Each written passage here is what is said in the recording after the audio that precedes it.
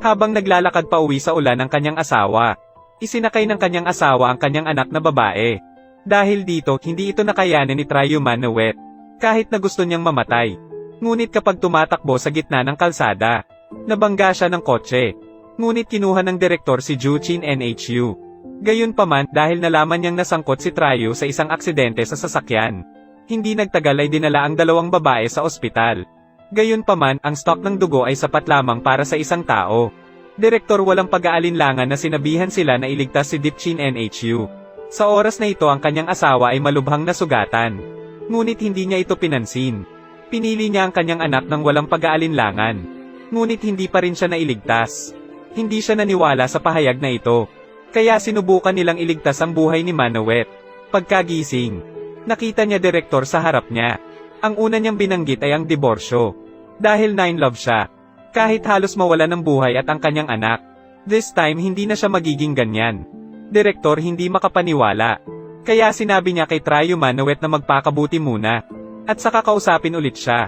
Makalipas ang isang buwan, kalalabas lang ng babae sa ospital at pinadalhan siya ng divorce paper.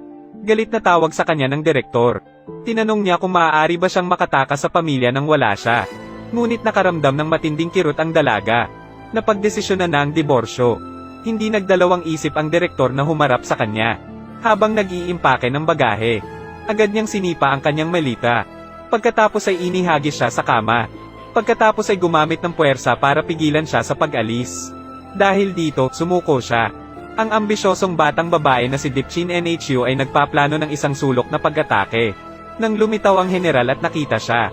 Gusto mo bang mamatay? Chu Nhu. Narinig mo ba? Ayos ka lang. Nang kumilos ang kanyang kasamahan na si Famdin, pinigilan siya ni Dipchin Nhu. Nang sumalakay si Dong Famdin, pinigilan siya ni Dipchin Nhu. Hindi mo na kailangang ipaliwanag pa. Wala akong pakialam. Kung ngayon lumipat dito si Dipchin Nhu, at malapit nang tumaas sa posisyon ng deputy assistant, ibibigay ko na lang. Paulem, tumigil ka. Pinakawalan na ba kita? Anong ibig mong sabihin? Gusto mo pa ba ng dalawang babae? Bakit ang bastos mong tao ngayon? Di ba lagi na lang akong bastos na tao sa puso mo? Huwag ninyo akong hawakan. Ayoko sa'yo. Chu Nhu. Bumalik ka muna sa kwarto mo para magpahinga. May sasabihin ako kay Manowet. Paumanhin.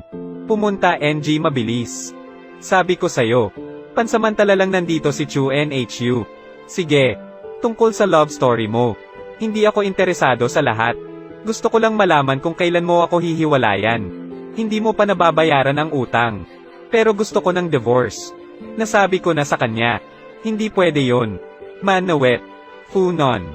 Anong meron sa kanya? Ngayon ay walang kinakain si Mrs. Non.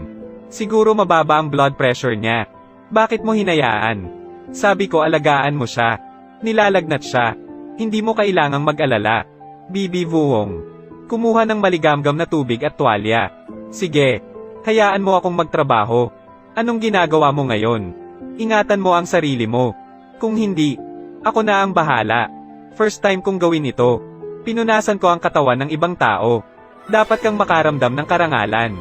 Hindi ito kailangan. Hayaan mong ako mismo ang gumawa nito. Bakit hindi ka kumatok nung pumasok ka dito?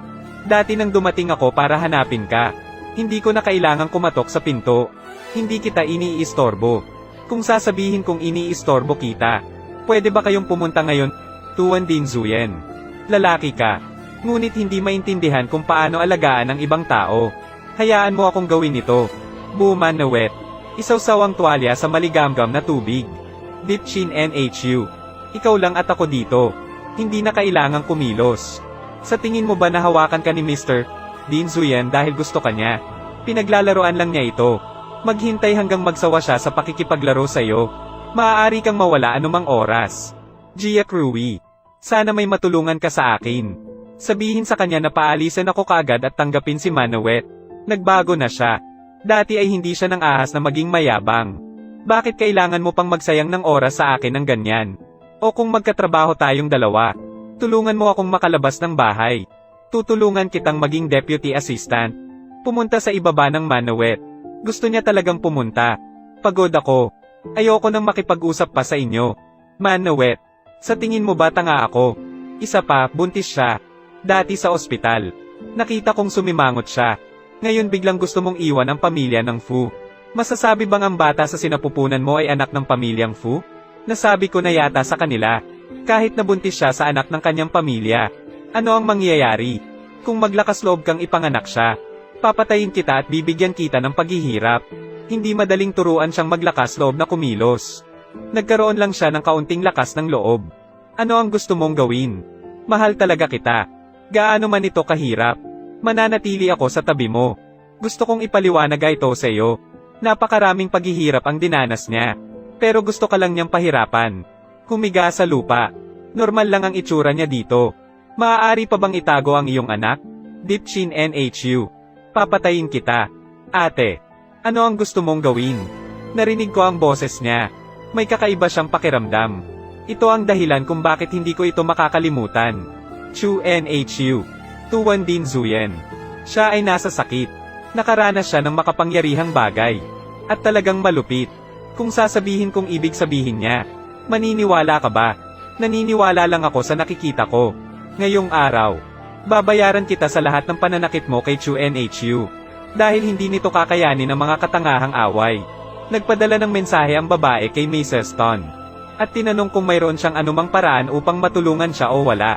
May kahinaan ka basta't bumagsak ang Fatty Group. Hindi ka na matatakot ni Fa Din Zuyen. Hindi iyon makakapigil sa akin na makipaghiwalay. Maglakas loob ka bang makipagtalik minsan?